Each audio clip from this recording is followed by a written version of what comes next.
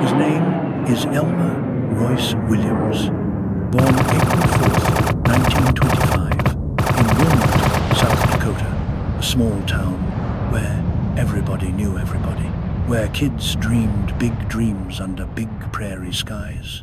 Royce and his brother both wanted to fly.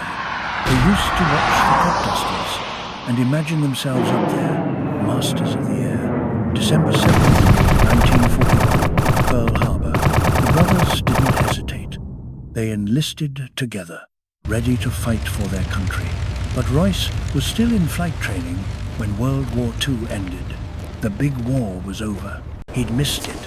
He stayed in the Navy anyway, finished his training, became a naval aviator, and waited.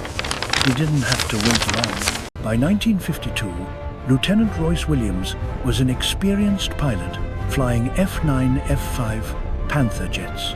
His squadron, UF-781, the Pacemakers. His ship, the USS Oriskany. The Korean War was raging, and Royce Williams was about to make history. But he wouldn't be able to tell anyone about it, not for half a century, not even his wife. Korea, 1952, the war everyone tried to forget while it was still being fought. Officially, the Soviet Union wasn't involved. But the risk they weren't is too high. Combatants. They were We proceed neutral. as ordered. Right. Here's what was really happening. Soviet pilots were flying Soviet MiG-15 fighters. They just painted Chinese markings on them. They dressed in Chinese uniforms. They were even given fake Chinese names. They were ordered to speak Chinese or Korean over the radio. No Russian, ever. If you got shot down, you better have your story straight. 4 entire Soviet Air Force fighter divisions were deployed to air bases in China near the Yang River. That's the border between North Korea and China. The area became so infamous, Attention all American MiGs, maintain pilots gave it a formation. nickname, Bogey sighted at Mig 2 o'clock Alley. high. Every single day, American F-86 Sabres tangled with these Chinese MiGs over the western side of the Korean peninsula. Everybody knew they were Russians. Nobody said it out loud. But here's the thing. MiG Alley was on the west side. The Sea of Japan on the east side. That was supposed to be safe. Too far from the Soviet bases for them to reach. They were wrong. Now, here's an irony that would be funny if it wasn't so deadly. Both the American Panther and the Soviet MiG were powered by the same engine. Well, versions of it anyway, the British Rolls-Royce Nene. See, back in 1946, Britain sold this advanced jet engine to the Soviet Union 55 engines. The Soviets promised they wouldn't use them for military purposes. The Soviets immediately reverse-engineered them.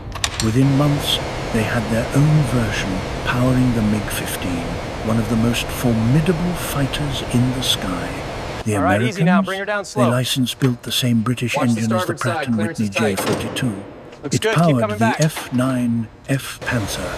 So when these two aircraft met in combat, they were basically cousins, deadly cousins. But the MiG had advantages. It was faster by 100 miles per hour, 678 miles per hour versus 579. It could climb faster. It could fly higher. And it had heavier guns, 2 23mm cannons and 1 massive 37mm. The Panther? It had 4 20mm cannons. Smaller shells, but more of them. More ammunition. And here's the thing about those MiG guns. At certain ranges, the 23 and 37mm shells had such different trajectories that one would go over your canopy while the other went under. The Panther's 4 guns, they all hit the same spot. But on paper, the MiG was the better fighter, no question. Which is why what happened on November 18th, 1952 should have been impossible. November 18th, 1952, the weather was absolutely miserable. The USS Oriskany and 3 other carriers were operating in the Sea of Japan, about 50 miles off the North Korean coast. Task Force 77. Picture this. 500 feet of overcast clouds, visibility maybe 2-3 miles in blowing snow, temperature in the 20s, the water mid-30s. If you went down out here, You had minutes, maybe. Earlier that morning, the carriers had launched a major strike. The target? The Horyong Industrial Complex. Right on the border with the Soviet Union, a gathering point for supplies coming from China and Russia. The strike was successful. The Soviets were furious. Now here's where it gets interesting. What Lieutenant Williams didn't know was that a message had come to the Oriskany, a warning, from an organization that didn't officially exist, Operation Canoe. That was the code name for a national security agency team aboard the heavy cruiser USS Helena. The NSA was less than a year old at this point. So secret, people joked, it stood for No Such Agency. This was their first mission, and they were listening to Soviet communications. They heard the Russians scrambling fighters from Vladivostok, 7 MiG-15 seconds.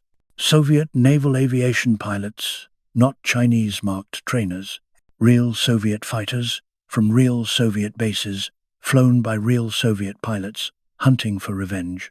The NSA warned the Oriskany, they're coming for you. 4 F-9, F-5 Panthers launched into that blizzard. Their mission, combat air patrol, intercept any threats before they reached weapons range of the carrier group. Standard Navy doctrine, nothing special. The flight leader was Lieutenant Claire Elwood. His wingman, Lieutenant Junior Grade John Middleton. Section leader, Lieutenant E. Royce Williams. His wingman, Lieutenant Junior Grade Dave Rowlands. 4 American jets, 4 young men, flying into snow so thick they had to rely on instruments. They climbed through those clouds, blind, for what must have felt like forever. Finally, at 12,000 feet, they broke into clear sky, and that's when Williams saw them 7 contrails, high above 50,000 feet, maybe more. 7 silver MiG-15 seconds, glinting in the sunlight above the weather. 7 Soviet fighters diving toward the American task force. Now let's talk about the matchup. The MiG-15 was faster, had a better climb rate, higher ceiling, heavier guns. On paper, it dominated the Panther in almost every category. But the Panther had advantages too: tighter turn radius, better roll rate, and those 4 20mm cannons could put out a devastating burst. 13 seconds of sustained fire before you ran dry. The Panther was also built by Grumman, the Iron Works. These planes were tough. They could take punishment and keep flying. Williams would need every bit of that toughness. But here's the thing about that MiG gun combination. At certain angles, the ballistics were all wrong. The 23mm shells would arc one way. The 37mm would arc another. One would go over your head, one would go under your belly. Scary as hell to be shot at, but not as deadly as it looked. Williams' 4 20mm cannons? They all followed the same path. If your aim was good, they'd tear through the same section of aircraft. Devastating. He'd need every advantage he could get. The Combat Information Center ordered the Panthers. Position yourselves between the MiGs and the carrier. Intercept and escort them away. Standard procedure. Happens all the time. Except these MiGs weren't here to probe defenses. They were here for blood. As the Americans climbed toward them, the Soviets split into 2 formations. 4 MiGs dove from Williams' 10 o'clock position. 3 more from the other side. Classic pincer movement. Textbook. And then they opened fire. Williams keyed his radio. "We are already engaged. No more intercept mission." This was a fight. Williams locked onto the tail aircraft in the first formation, the tail end Charlie. He fired a short burst. Pieces flew off the MiG. It started smoking, dropped out of formation. First blood. But then disaster struck. Williams' wingman Middleton squeezed his trigger. Nothing. He tried again. Nothing. All 4 of his 20mm cannons had jammed. Every single one. Williams had no choice. He ordered Middleton back to the carrier. "Get those guns working or get out of the fight." Middleton followed the damaged MiG down, then broke for the ship. Meanwhile, Flight Leader Elwood's fuel pump warning light came on. Critical malfunction. He had to return to the carrier immediately. His wingman went with him to escort him home. 4 became 2. 2 became 1. Lieutenant Royce Williams looked up. 6 MiGs. Wait. 7. That first one he'd hit? It was coming back. 7 Soviet fighters. All focused on him now. He was alone. The fight had only just begun. Imagine you're Royce Williams, 27 years old, 26,000 feet above a frozen ocean. Your fuel gauge is dropping. Your ammunition counter shows 760 rounds. That's 13 seconds of trigger time if you hold it down. You look up. 7 MiGs. They're faster than you by 80 knots. They can outclimb you, outrun you, outgun you in a straight fight. What do? Years later, Williams would explain his thinking. I decided if I concentrated on shooting them down, I'd become an easy target. So my goal was to look for defensive opportunities when they made mistakes. Defensive opportunities. When they made mistakes, that's not bravado, that's survival. The Soviets had a plan. They were taking turns, tag team tactics. One group would dive from altitude, guns blazing, trying to get on his tail, his 6 o'clock. While Williams turned to defend, the other group set up for their attack run. Back and forth, trying to wear him down, trying to get him to make a mistake. But Williams had one advantage. One thing the MiG couldn't match. Turn radius. See, the MiGs were fast, but fast means you need a lot of space to turn. Every time they dove on him and he turned into their attack, they'd overshoot. Their speed became a liability. Williams would later say, they had me cold on maneuverability and acceleration. The only thing I could do was turn them. So that's what he did. Over and over. MiG dives. Williams turns into the attack, forcing them to overshoot.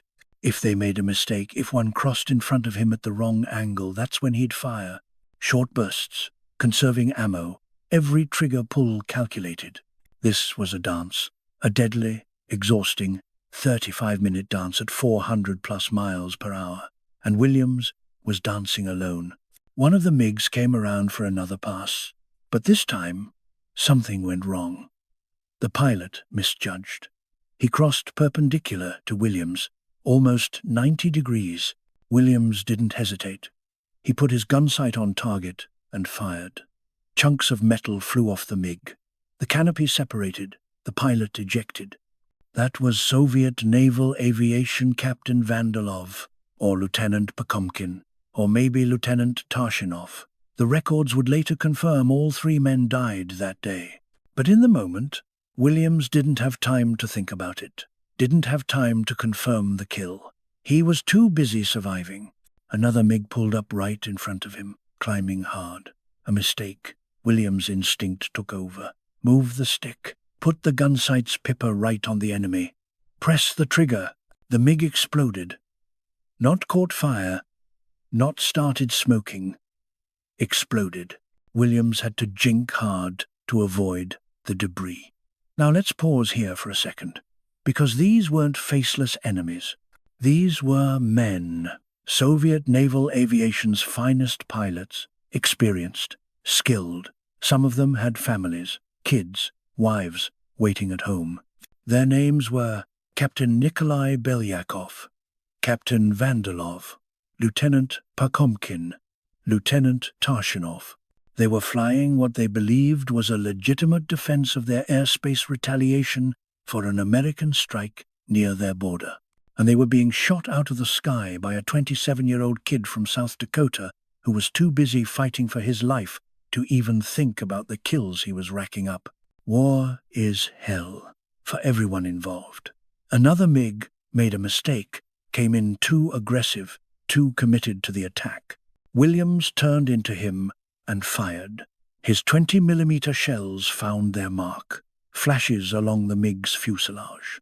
It rolled over and dove straight down, trailing smoke. That was probably the fourth kill. Though in the chaos, Williams wasn't counting. He'd say later, "I was too busy to start counting. I would fire at a plane, and then someone else would be on my tail, and I had to maneuver, and I couldn't tell what happened to the plane I shot." But the Soviets were learning, adapting. They stopped making those critical mistakes, and Williams' ammunition counter was dropping fast. And then, silence. His gun stopped firing. Williams squeezed the trigger. Nothing. He checked his systems. The answer was simple and terrifying. 0 rounds remaining. He'd expended all 760 rounds of 20mm ammunition.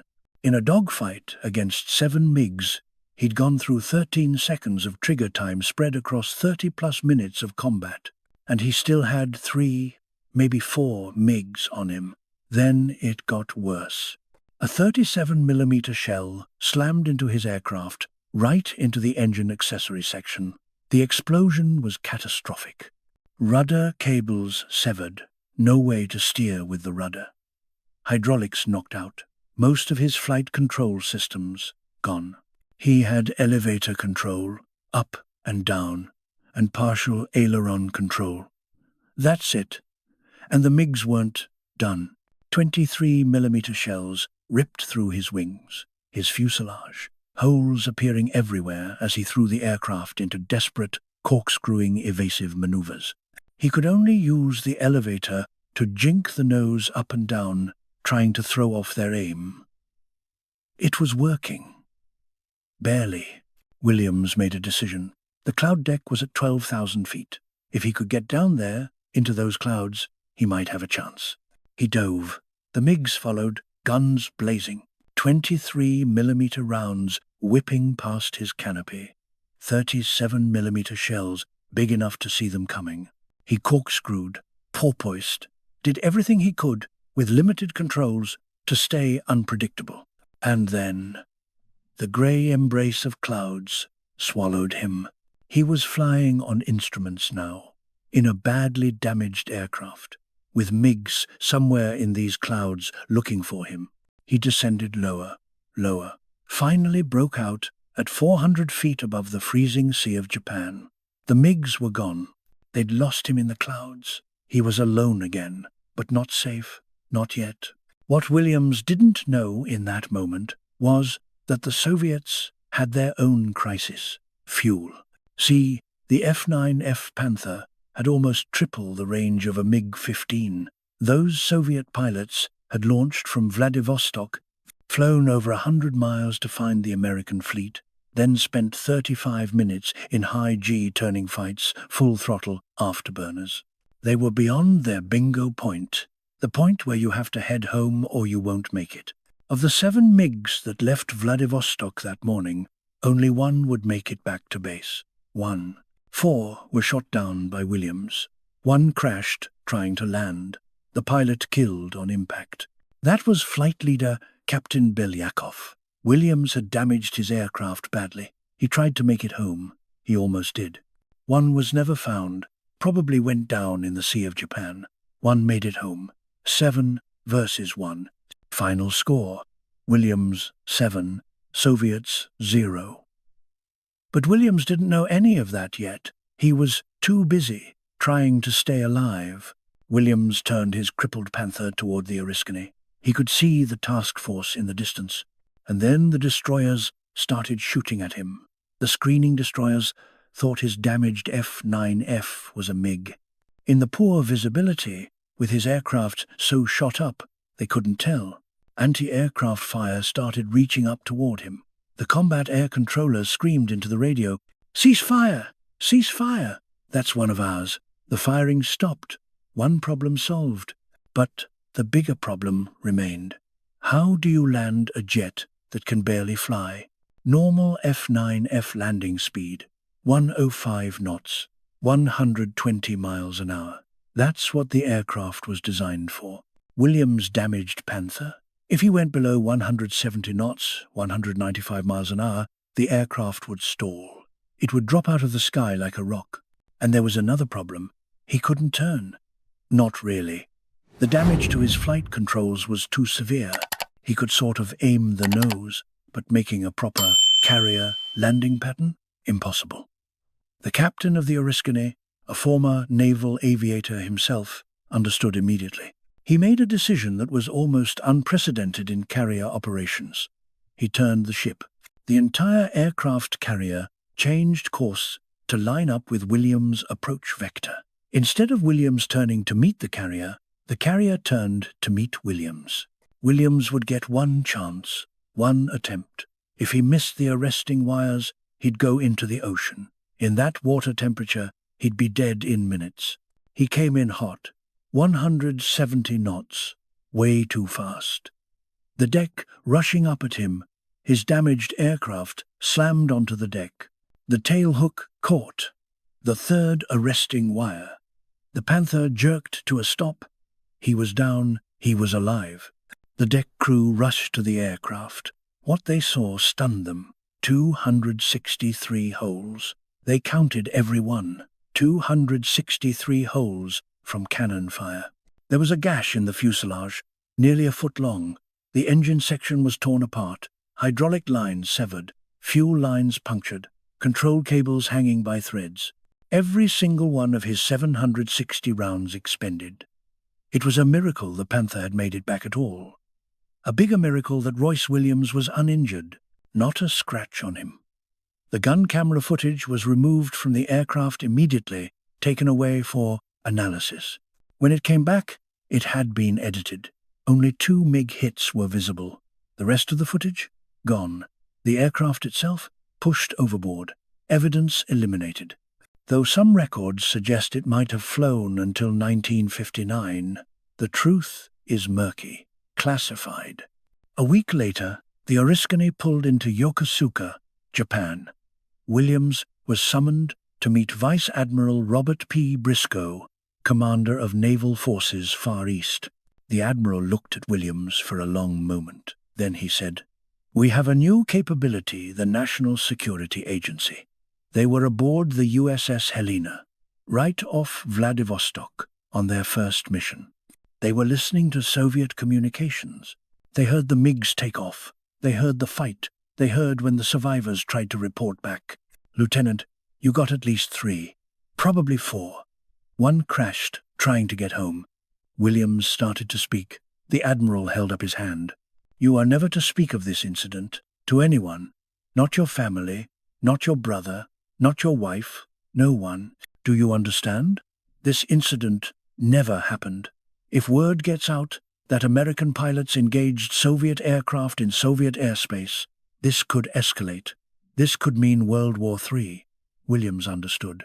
The greatest achievement of his life. The longest dogfight in naval aviation history. 4 confirmed kills against impossible odds. He couldn't tell anyone. Not a word. For 50 years. A month later, December 1952, Seoul, Korea, Williams was summoned to meet President-elect Dwight D. Eisenhower. Ike was touring the region before his inauguration. He wanted to understand the war, talk to the pilots, get their perspective. The meeting room was intimidating. General Omar Bradley, General Mark Clark, Admiral Arthur Radford, the Secretary of Defense, and Eisenhower himself. Eisenhower's son, John, was preparing drinks. The president-elect offered Williams a scotch. Williams, nervous, stuck with his usual bourbon and water. He'd later say he regretted that, should have taken the president's scotch. But in the moment, he was too overwhelmed to change his order. They talked about tactics, aircraft performance, our planes versus theirs, as Eisenhower put it. Williams gave his assessment. Professional, detailed. But the dogfight, the 7 MiGs, the 35 minutes of combat, not a word. Orders were orders. In May 1953, Williams received the Silver Star, a respectable award, but not close to what he deserved. The citation was vague. It mentioned downing 1 enemy aircraft, 1, with no mention of the aircraft being Soviet, no mention of the others. The wingman, who'd barely been in the fight, got a Silver Star too, Another pilot got a Distinguished Flying Cross for never firing a shot. The cover-up was complete. The true story would remain buried for 62 years. Royce Williams kept the secret.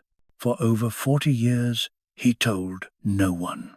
Not his brother, who was also a naval aviator, not his friends, not his commanding officers in Vietnam, where he flew 110 more combat missions. Not even Camilla, his wife, the girl he'd met when they were both 11 years old at Sunday school. Someone once asked him, "How did you keep that secret for so long?" Williams smiled. "The Boy Scout in me, I guess." He continued his naval career, flew A-4 Skyhawks and F-4 Phantoms in Vietnam, became commanding officer of the command ship USS El Dorado, 33 years of service, 220 combat missions, 3 wars. He retired in 1980 as a captain, and still he said nothing. It wasn't until 2002, when Korean War records were declassified, that Williams was finally released from his oath of silence. He spoke publicly for the first time at the Pensacola Naval Museum. People were stunned. This story had been hidden in plain sight for 50 years, but without official records, without documentation, who could verify it? Was it real, or just another war story, grown in the telling? 2014. A book was published in Russia, Red Devils over Yalu, a chronicle of Soviet aerial operations in the Korean War. The author, Igor Saidov, a Russian military historian who had gained access to Soviet archives after the Cold War ended. And there, in black and white, was Williams' name, Lieutenant E. Royce Williams, the American pilot who single-handedly engaged 7 Soviet MiG-15 seconds on November 18, 1952. The Russian records confirmed everything. Of 7 MiGs that left Vladivostok that morning, 4 were shot down in combat, direct kills by Williams. 1, piloted by Captain Nikolai Belyakov, was badly damaged. He tried to make it home. He crashed during landing and died on Soviet soil. 1 was never found lost over the Sea of Japan or crashed in remote terrain. 1 returned to base. The only survivor. 7 versus 1. The Russians didn't deny it. They couldn't. Their own records proved it. And here's what made Royce Williams legendary. He became the top-scoring carrier-based naval aviator in a Navy jet of the Korean War. He accomplished what no other American fighter pilot has ever accomplished, shooting down 4 MiG-15 seconds in a single fight. In an aircraft that was outmatched in almost every measurable way, the silence had been broken.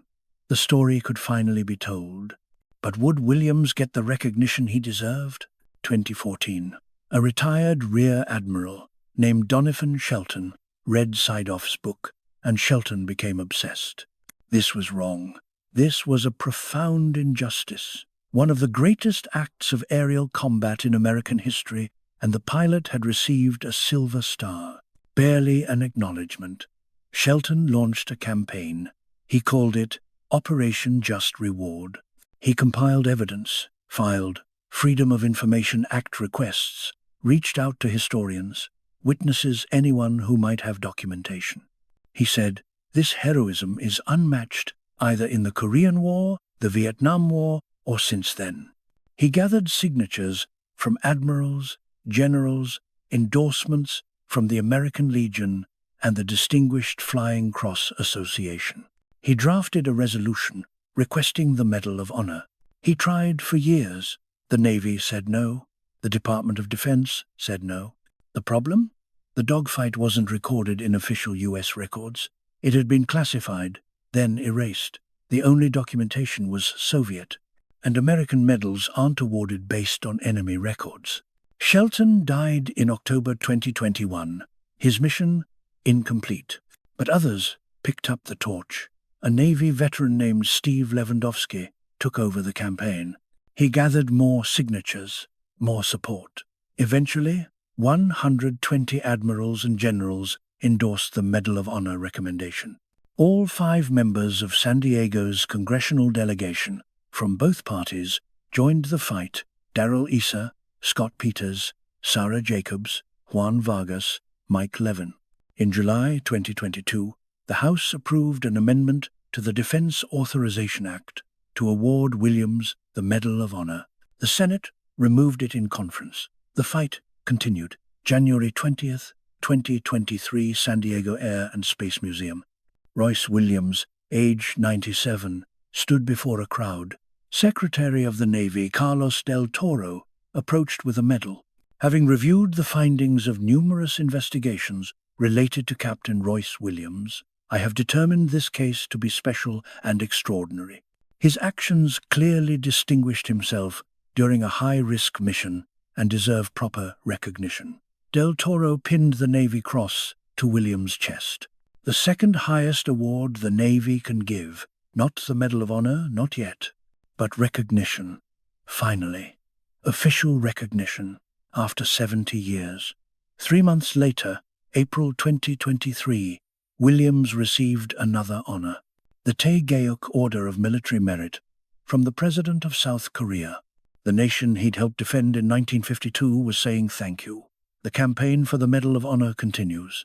It's in the 2024 Defense Authorization Act. The fight isn't over.